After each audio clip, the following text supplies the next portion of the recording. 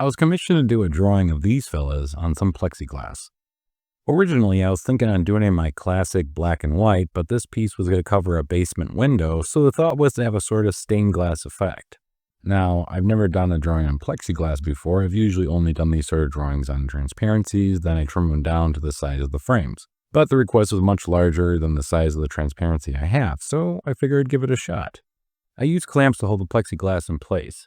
With transparencies, I would just use magnets, but the plexi is a little too thick for that. I did the image flip so the other side would come out cleaner and sharper. Now, I also usually do these with dry erase markers, but for this project I wanted to make sure the ink wouldn't bleed.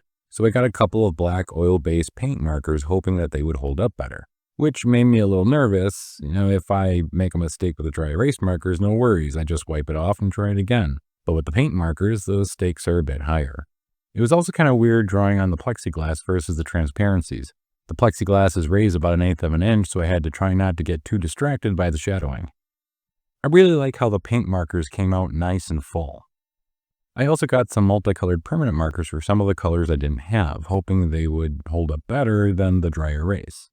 The colors were a little off and not as vibrant on the plexiglass as I would have hoped. The boys look a little jaundiced. I thought about adding some small dots of red, but I was afraid that it would make it worse, so I settled. For the colors, I tried with paint on another project, but quickly realized I'm not a painter. So I went with the tried and true dry erase markers, but my concerns about them running was still a thing, so I got some gloss finish acrylic sealer. I really had no idea how this was going to turn out, but in the end, I think it turned out pretty good.